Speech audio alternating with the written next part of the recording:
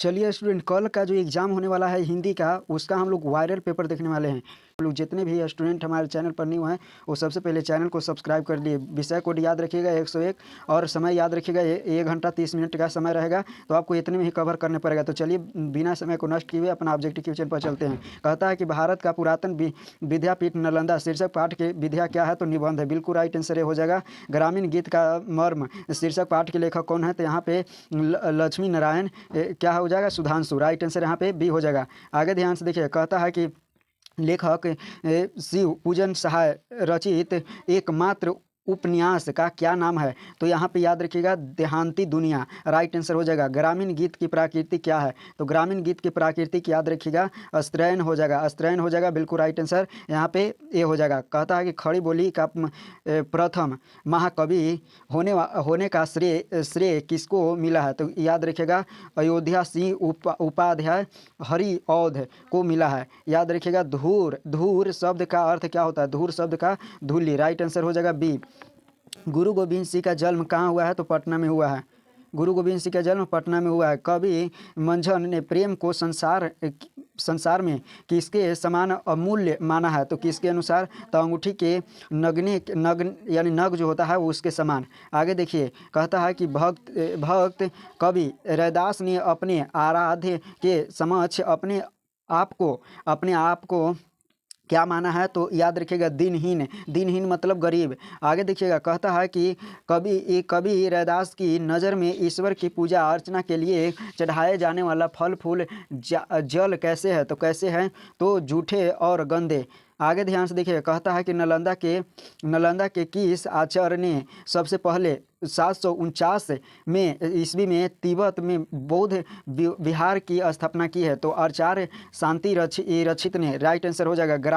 ग्राम गीत का मर्म शीर्षक पाठ के अनुसार कला गीत में पशु पक्षी लता ध्रुव आदि को जो प्रश्न पूछे गए हैं उसने उत्तर में वे क्या बोलते हैं, तो वे प्रायः मौन रहते हैं। वे प्रायः क्या रहते हैं, मौन रहते हैं। राइट आंसर यहाँ पे ये हो जाएगा। कहता है जनेऊ संस्कार के गीतों में जनेऊ के अधिकारी कुमार को क्या माना है, तो शिष्य माना जाता है, यानी क्या कहा जाता है, तो शिष्य कहा जाता है। राइट आंसर हो जाएगा। आगे ध्यान से देखिए, कहता है कि होली गायक के अंत में क्या लगाया जाता है, तो लहरा। राइट आंसर हो जाएगा। आगे ध्यान से देखिए, कहता है कि बेटिया के किस राजा ने द्रुपद गायक चमारी मालिक और कंगानी मालिक को कुरुक्षेत्र में निकट से लीवा लगाकर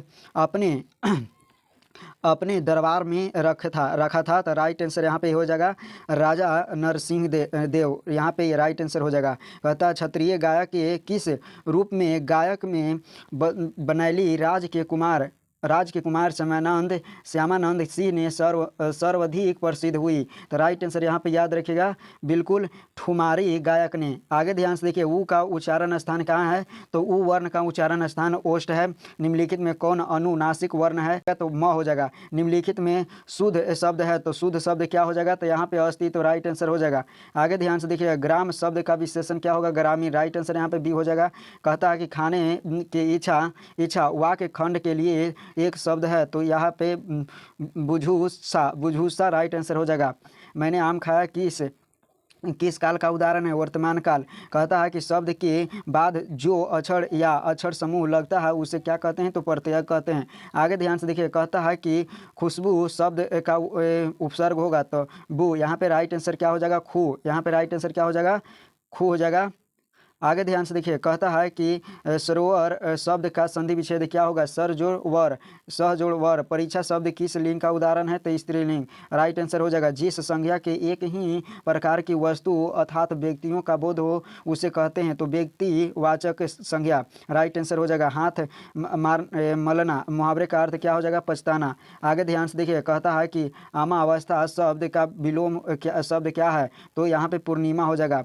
आगे ध्यान से देखिए, कहता है कि सरस्वती शब्द का पर्यायवाची शब्द क्या हो जाएगा, वागीसा। राइट आंसर हो जाएगा। तो चलिए यहाँ पे 30 को हम लोग ऑब्जेक्टिव देख लिए, तो हम लोग मिलेंगे अगले वीडियो में। तब तक के लिए जय हिंद।